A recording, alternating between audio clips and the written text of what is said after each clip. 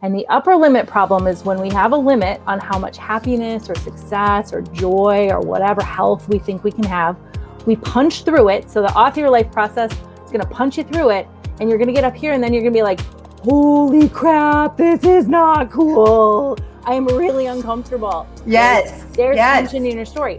So you're going to be like, oh, I'm going to go back down here. I'm going to go back down here. And that's your upper limit problem. But as long as you keep returning to the page, the Author Your Life method is one way that you can resolve that tension. If you keep returning to the page, if you recognize that you have an upper limit problem, and then you go back to the page and you say, Lara's heart is filled with courage. She recognizes this upper limit. She sends herself love. She believes that she can continue to grow. She welcomes discomfort because she knows it's a sign of growth. She loves herself. If you just keep writing that stuff and you keep feeling it, your upper limit's going to change like big time.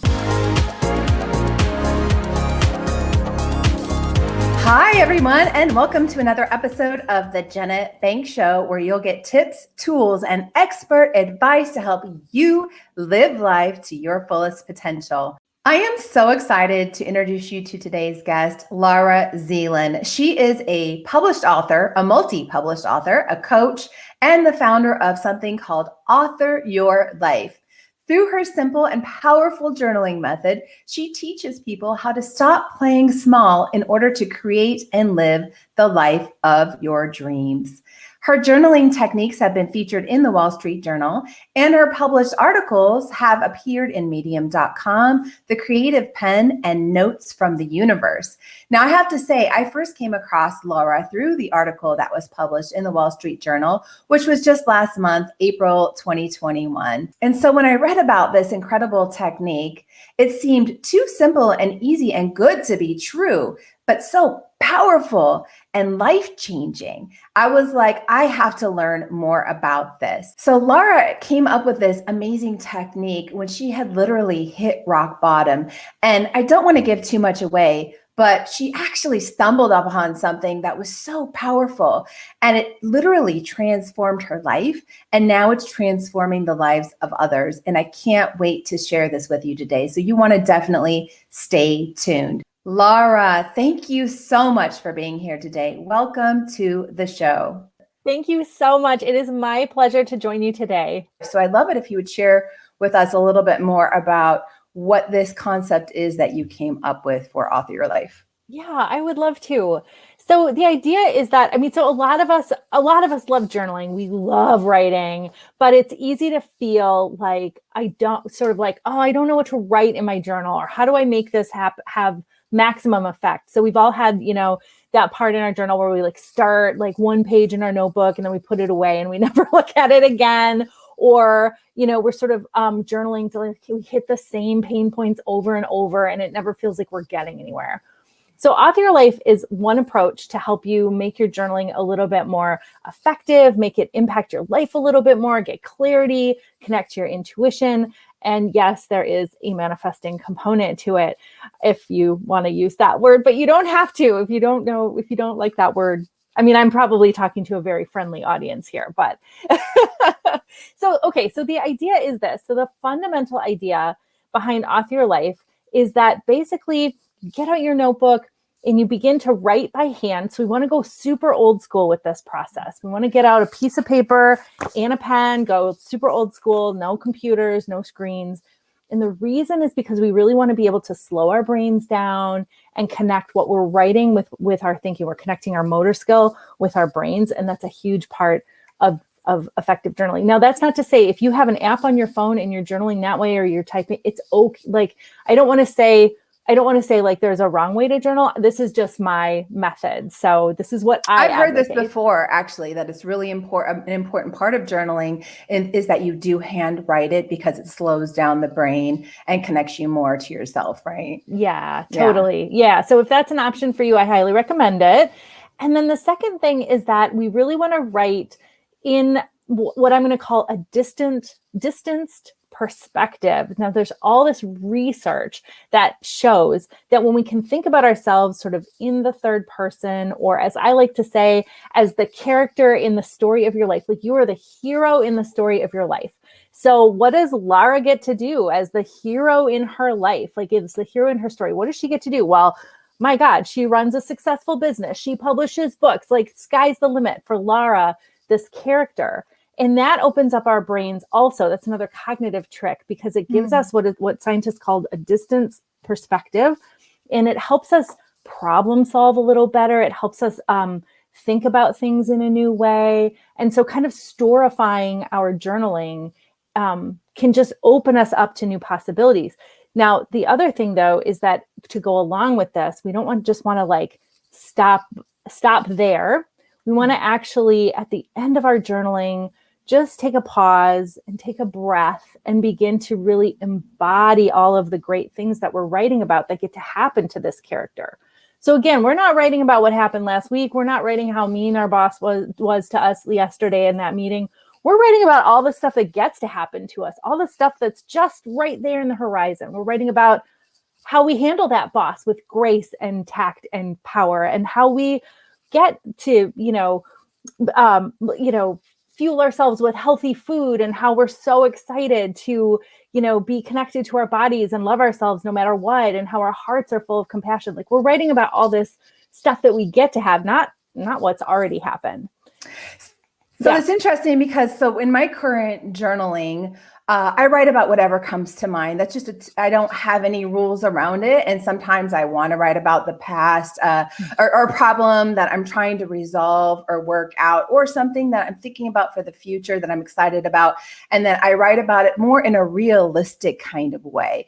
So are you suggesting, so is your technique more around fantasizing, like just more of imagining what could be? Yeah, it really is like kind of the sky is the limit. Now, and first of all, I just want to say there's no wrong way to journal. So Jenna, if you sit down and you're like, oh my gosh, I just need to like vomit on the page here for a minute, like, just get it all out. Yeah. Right? My goodness, like absolutely just do that. Like just do what feels good. Follow your heart, do that. This is kind of like a yes, and this is like a, yep. And you can also try this thing. And so the idea isn't that you're writing about like, oh, suddenly Lara finds a briefcase full of $1 million on the street. But you can write that. That's fine. But realistically, what we want to begin doing is writing about living our lives in a way that feels most authentic to us, feels like, if you had like, what would your best day, like, what would that feel like? How would you be treating the people around you? How would your job feel? And to begin to, we think something like 30,000 thoughts a day, and 98% of them are thoughts we've already had. So this is just a way to be like, come on, let's get some new thoughts in there, like new possibilities. And so many of us feel like we just don't have that much like influence over our stories. We're really looking for a way to just really put some power behind our stories and our lives. And this is a way to really exert some influences to say, you know what, actually, I want my story to go a different way. Or I really am going to think about like, what would the character of Lara do if she could do anything? Like maybe she would, get the grocery delivery service and it would show up on her doorstep. So she doesn't have to go to the grocery store every week. Right. Like, it doesn't have to be like, oh, we found a briefcase full of $1 million. Like it can be really whatever you want it to be. So, okay. So let's say, for example, you don't practice a lot of self-love in your life. I'm just throwing out an example, but you imagine what that would look like. And you say, Jenna, so, and it's important, I think, to point out here that, again, just kind of beat a dead horse, because I'm sure you talk about this all the time, but for me, this is new. You don't want to say I, right? Well, the distance perspective, I know I'm going to get in the weeds here a little bit, but I think your readers are going to follow me where I'm going. Yeah. So the idea is that it's not that you can never say I.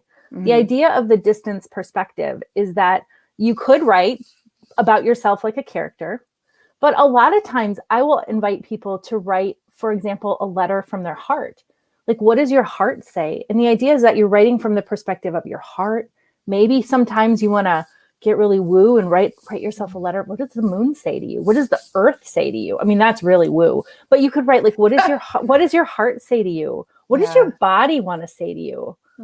Sometimes, I like that. Right? My heart might say, Jenna, you need to take better care of your heart and set better boundaries or something. So that is taking it to a third person naturally, even though it's still coming from within you. I like that. Right. And your heart might say, dear Jenna, I need you to, please set better boundaries. I would love for you. Your heart saying but because it's from the perspective of your heart, you still have that distance. I like that. Yeah. What we want to avoid is just that kind of like frontal lobe kind of spiraled thinking. There's a researcher named Ethan Kross. He calls it chatter, just that chatter that just like weighs us down and we can't see the forest for the trees. And by using our own name, writing in the third person, or writing from the perspective of our bodies or our hearts or, any part of us. I often write, if there's a part of myself that's in pain, I'll be like, dear Lara, this is your hip. This is why I hurt.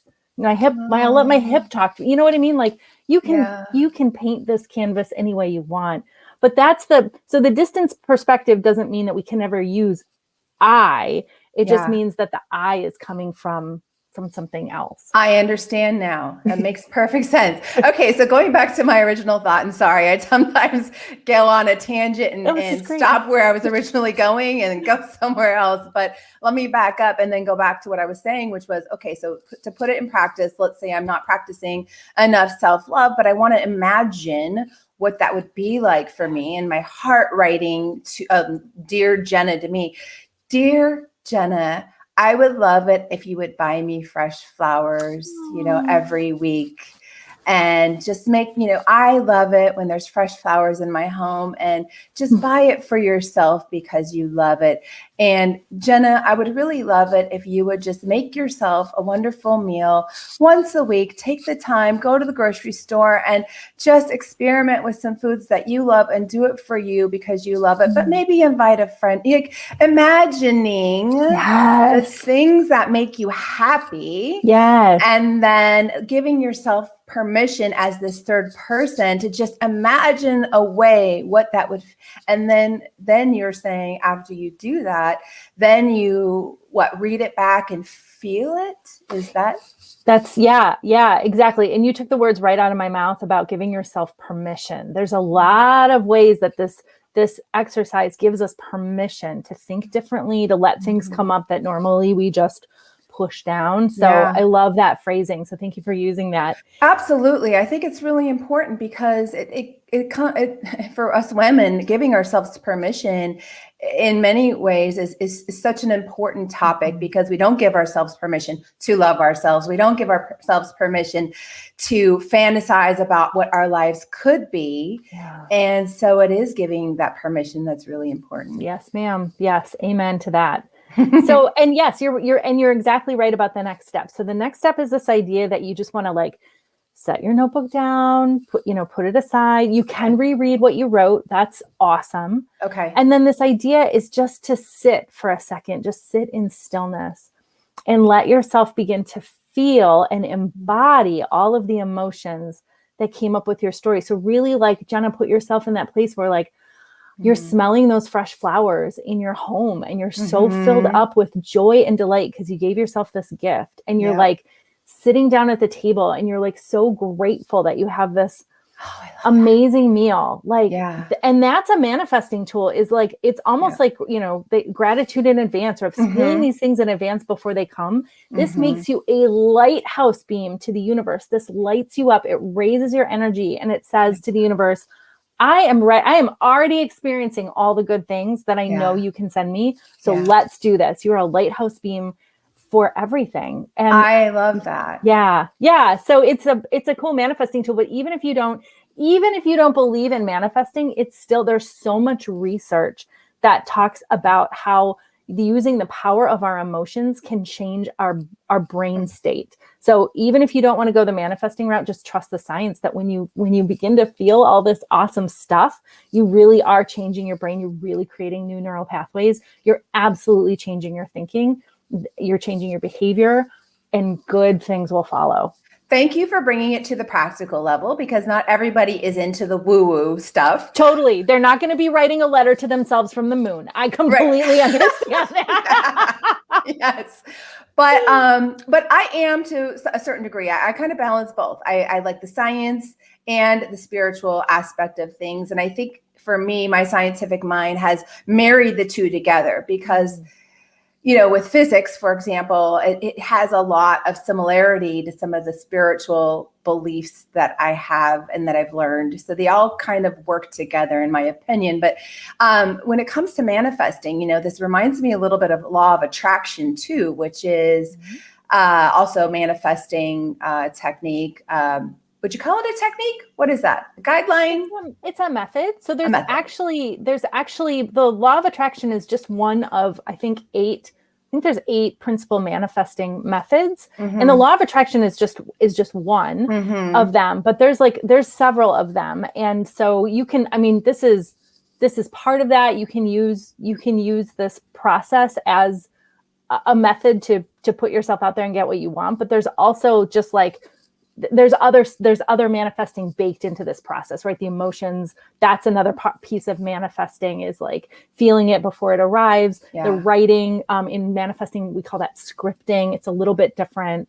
I want to say too, there's nothing really new to anything about this. This stuff has been around for ages. There's nothing new about visioning. There's nothing new about scripting. Yes. But the idea is that if we can do it in the third person, if we can write the thing that we already want is already here. Mm-hmm. And if we can couple our emotions with it, this process, boom, it's a game changer. You said that, yes, that's not new, but what you've done, I think, is very, like you said, it's very unique, because you've given it a simple, I'd say a very nice, simple, easy way to practice it.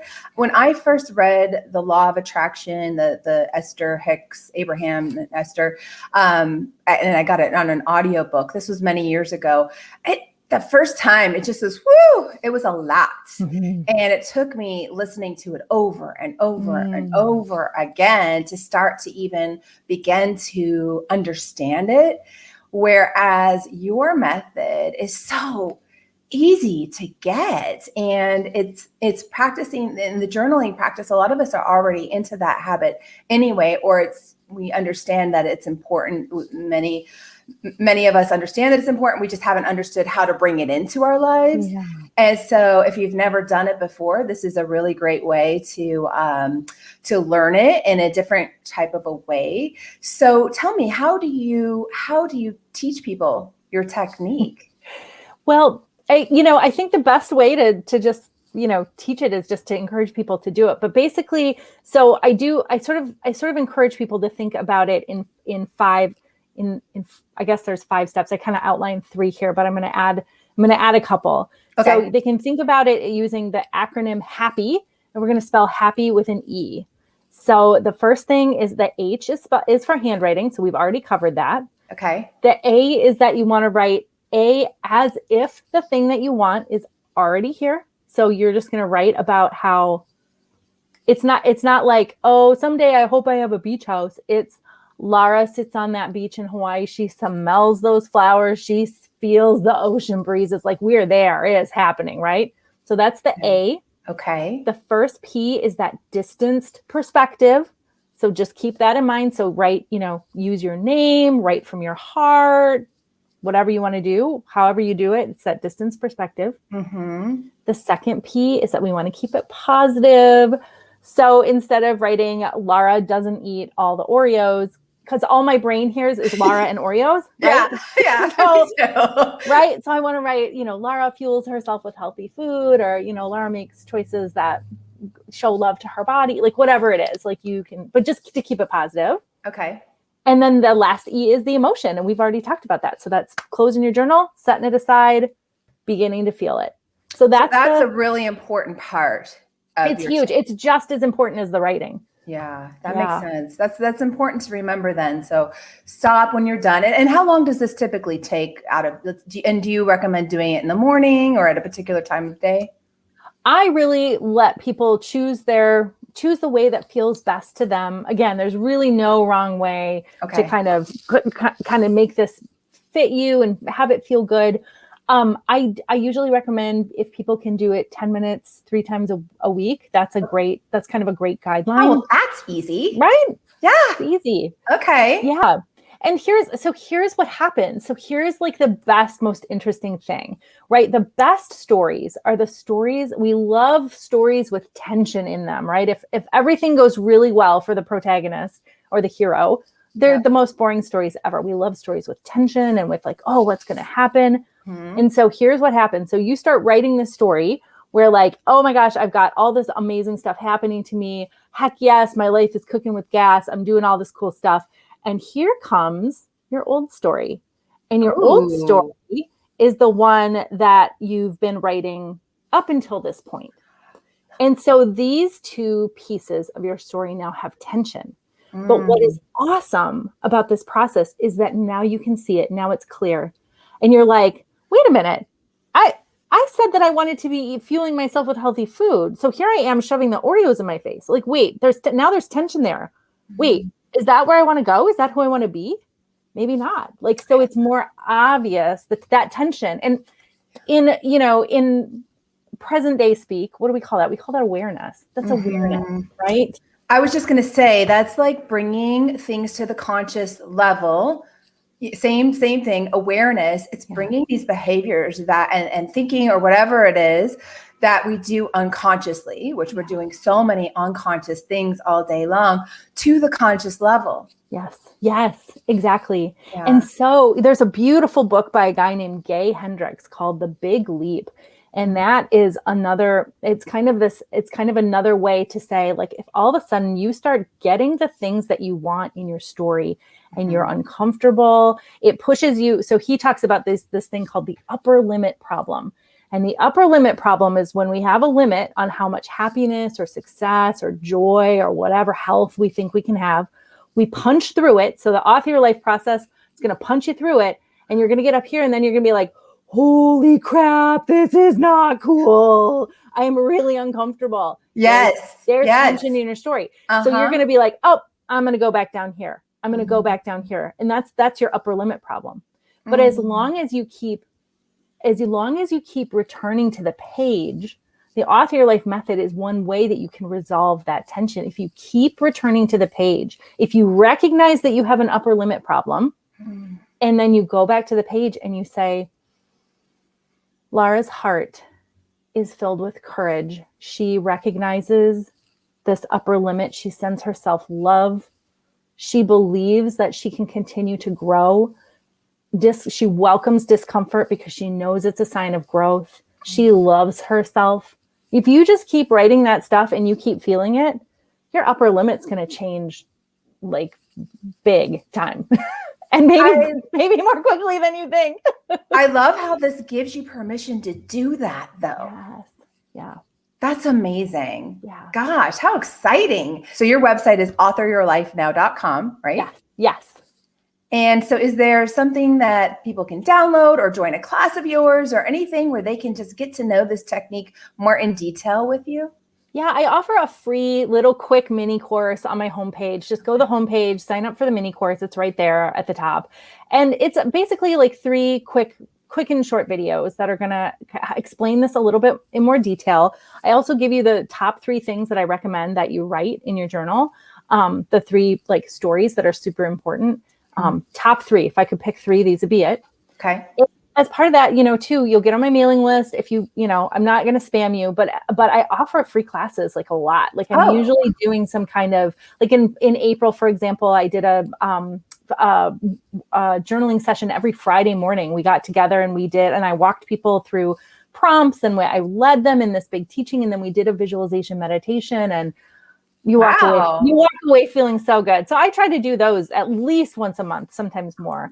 Often more. So, well, you can hear about that and join if you can. And, if not, it's okay. But I'll try to, offer stuff as much as I can. I am totally signing up for that. Yes, please.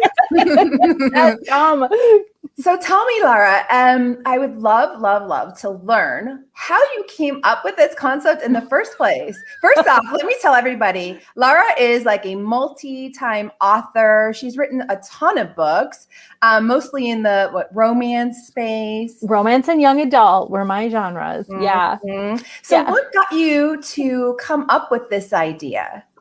Yeah, well, like most great ideas, it was birthed in a lot of pain and heartache, but that's where good ideas so often come from. But the truth of the matter is that I had one dream when I was little. My one dream was that I was going to be a fiction writer. I was going to publish novels. I was going to write books for my living, and that is what I was going to do. That's amazing that you knew that from such a young age, by the way. Yeah. Well, it was great. Yes, I did know it from a young age, but also it made me like really like, this is the thing and I will do this thing.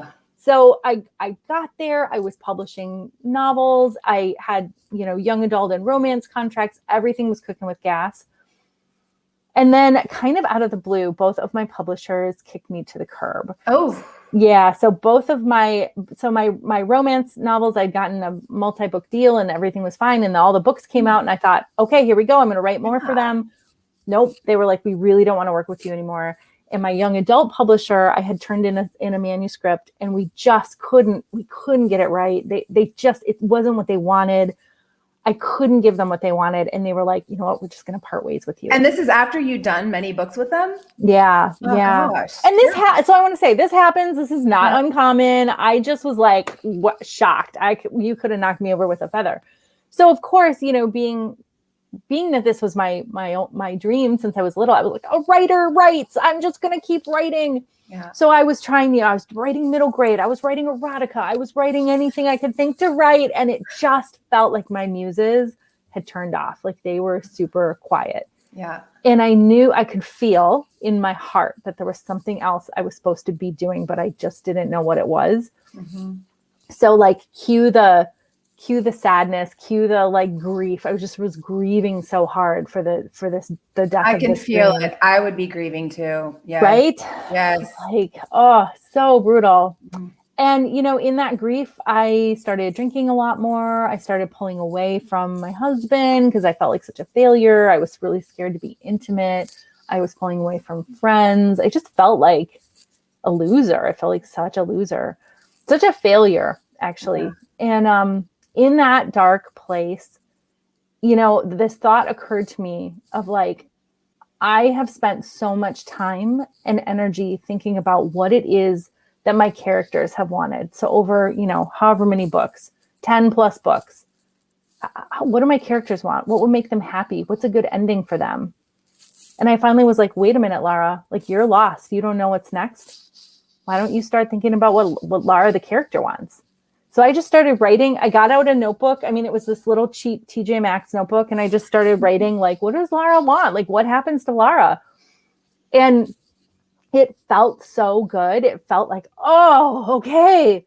That distance perspective. Well, the minute you start doing it, you're like, oh, this is a thing. Like I can get through some stuff now. Wow. And it took me a while to kind of like find my footing. But, I look back a year of doing this after I'd done it a year of writing out my story of what gets to happen to Lara.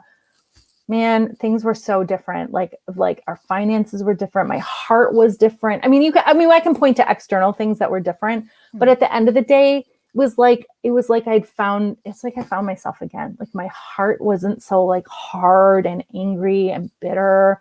And I felt like I could connect to my husband again. I felt like I got my sparkle back. And then it was a matter, once I kind of was like, holy crap, this works. Then it was a matter of like reverse engineering it and figuring out, okay, what is it? Why is this a thing? And that's when I started just researching the researchers, like being like, what is up with what this? Is this? What did I do? Yeah, I didn't know about manifesting before this process. I had never heard of manifesting before this. Oh my goodness. And I was like, oh, it's a thing. You can do it. Like, manifesting is a thing. I learned about all this stuff. I started following, Joe Dispenza when I learned about, he's amazing. Everybody should go follow him, just about the power of your emotions and the power that your brain has to change your body, the power, the research of like writing in this distance perspective, all of it, like it just, I felt like I was drawing it in from all these places. And I was like, this makes sense. Like, this is just a little package that takes like the power of storytelling and the hero's journey and writing and just makes it really applicable. It's like the perfect fit for you too, right? Yeah. I always say when it seems like the walls are crumbling down, like what happened with you. I mean, come on, both publishers dropping you. Right. Within weeks of each other too. Like back to back, not just like one did it and then I had this like grace period to figure it. No, like boom. That was the universe saying, okay, we've got different plans for you. Yeah. And you had to go down to this dark place to find a way to come out of it. And you did it on your own. And you came up with this really unique way of doing it along the way. And then, like any good product or service, the best thing to do is when you figure out a way to solve a problem that you're having, this is my entrepreneurial mind thinking here, you have to go back and reverse engineer what you did. That's right. So you can help other people resolve. So you can help others. And that puts you on your purpose. So do you feel like you found your purpose through this? I do. I mean, I never could have imagined that it would be this, that it could evolve into this. There's a beautiful book called Believe It by Jamie Kern Lima. It just came out. Oh my gosh. Yeah. It just came out. I love it. I love her. And she talks about how, she sold her cosmetics company to L'Oreal for multiple billions with a B, billions of dollars. Yeah. And now she's like, my purpose continues. She's like, my purpose wasn't just to do this one thing. Like, she's evolving. And I feel like that's the best part of Author Your Life. And when you create this story, you realize like, there's no ending. There's no like page where you type the end and the end. Yeah. At death, right? We get the ending at death, but even that I think is just another beginning. But anyway, I think that like it can always evolve. You can always give yourself permission to say, okay, cool. That was amazing. Now what's next? Like celebrate, have the party, be like, yes, I did this thing. And now, so I don't know where it's going to go, but I tell you what, I feel like myself, Jenna. I feel like I'm in whatever it becomes, I'm in my purpose right now. I can tell. You are vibrating at a very high level. You're sparkling, you're glowing. And that is always a really good sign that you're doing exactly what you're supposed to be doing. I feel exactly the same way. I sold my company in late 2019, and that wasn't the end. I didn't want that to be the end. That was just, to me, that closing of that chapter and saying, okay, now what? What else is possible for me? And I was like, let's write a book. Okay, let's create a web series. Let's start a podcast, exactly. And let's launch an apparel company. I just literally launched an apparel company. We did a soft launch this weekend with my partner. It was an idea I had percolating in my mind. I just didn't have the bandwidth to do it before, but it's like, just go for it. Why not? This is the story of your life. It can go any way you want, and to let fears or doubts or anything like that hold you back, you're just limiting what could be. And I feel like I'm at my most, how would you say it, limitless self, because I am just living my life, creating my story as I go, and not letting fears and doubts hold me back. Well, and one of the reasons that I think you and I connected and bonded was because your message of self-love is also a foundational tenet of Author Your Life. Like, we're not going to be able to achieve very much if we don't really love ourselves. And what I mean by that, I love that part of your message and how you are really helping women to, and well, everyone, but mostly women, to really like deepen that love for themselves and come from a place of deep self-love, and to be super specific, for a long time, like I would write this story of Lara's financial abundance, and Lara would get all this money. Jenna, I had the universe putting money into my hand over fist. And you know what I did with that money? What? Spent it. I got it away from me as fast as I could because I felt deep down like a garbage person who didn't deserve it. I was like, they're going to know I'm a fraud. I don't deserve this. I got that money away from me just as quick as it could come in. And then a month later, I'd be like, I don't have any money, universe, please help me. Like, so our foundation isn't, I mean, if they're not doing your work really, truly of like the self-love work and writing a story about more self-love, it doesn't matter what the universe helps them manifest. You gotta have that foundation of self-love or you're just going to push it away. You've got to feel like you deserve it, that you are deserving of this because you are. Yes, self-love, it's getting thrown around a lot. I noticed the term self-love and put into these kind of superficial buckets where like, oh, I'm going to a spa day. That's giving myself some self-love. Right. Which is true. It is. Pampering is part of just one little aspect.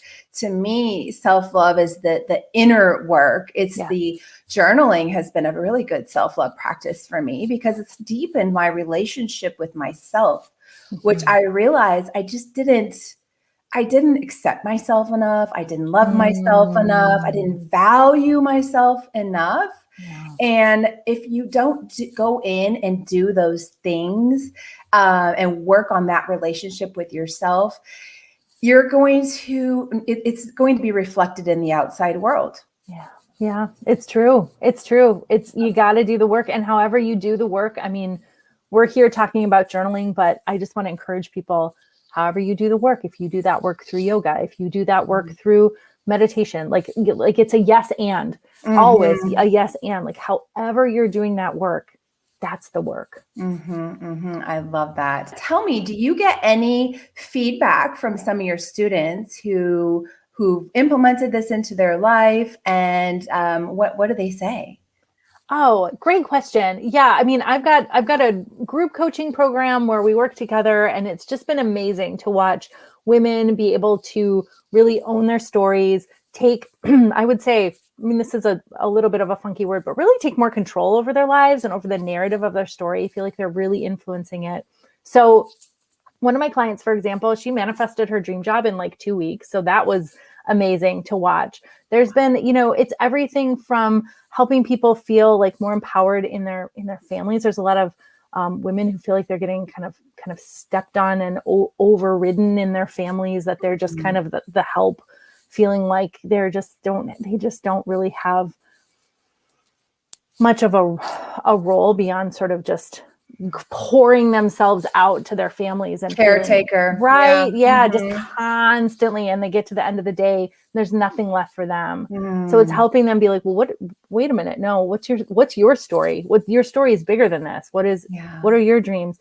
But there was one client I loved who was like, she emailed me and she was like, I tried this version of writing where I wrote to myself, I imagined my hero like 3 years in the future. And she wrote to me and she told me everything that I needed to know to get there from this awesome place. And we called it Back to the Future. And I loved it. I was like, that's amazing. Like, I don't have, I haven't taught that yet, but I am going to try it and I'm going to figure out a way to teach it. Cause I'm like, that is so cool. So that's what I mean when I say like, there's really no wrong way to do this. Like, make it your own. I just thought that was so cool, that Back to the Future idea of like, yes, what is the version of you who's already at the finish line? Like what wisdom do they have to share with you? What advice do they have? How did they give you the roadmap? What's the roadmap for getting there? Just listen to them. I thought that was so cool. Oh my gosh. I love that. So exciting. Oh my gosh. Well, I am so excited to implement this into my routine and switch it up because you know what? I am due for a journaling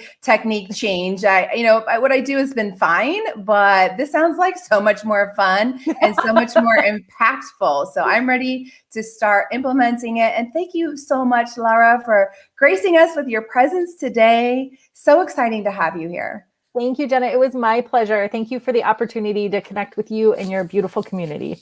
Absolutely. And you are welcome back anytime. Thanks.